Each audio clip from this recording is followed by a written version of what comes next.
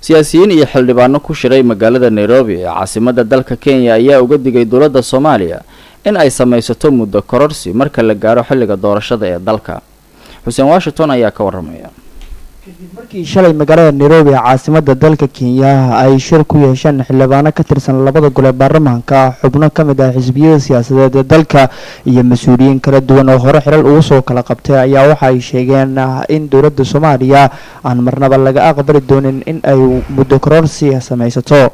waxa ay kaloo sheegeen siyaasiyiintii mucaaradka u badnaa ee shalay ku shiray magaalada Nairobi in dalka Soomaaliya uu haatan u baahan yahay cadaalad isla markaana sidoo kale aysan marnaba aqbali doonin in dowladda haatan talada dalka haysa ay muddo kororsi samaysato. waxaana ay uga digeen dowladda in haddii ay doonayaan in ay shir ku qabtaan Muqdisho bisha June ee soo socota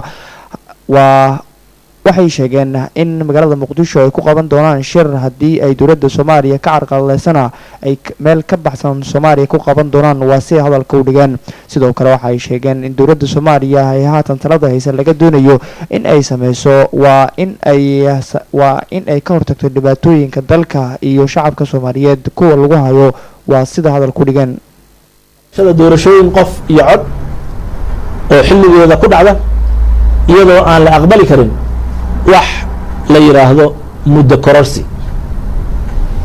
laba, haddii ay madaxda dalku iska dhegatiraan baaqyada iyo tala soo jeedinta dadka saamileyda siyaasadeed iyo talada dalka wax ku leh, haddii aan laga dhageysan talooyinkooda, waxaan soo jeedinaynaa in dalka gudihiisa la isugu yimaado shir qaran bisha June ee sanadkan 2019 ah oo dalka gudihiisa lagu qabto si looga wada hadlo arrimaha masiiriga dalka iyo talooyinkii la soo jeediyay oo ay xukuumaddu tixgelin weysay.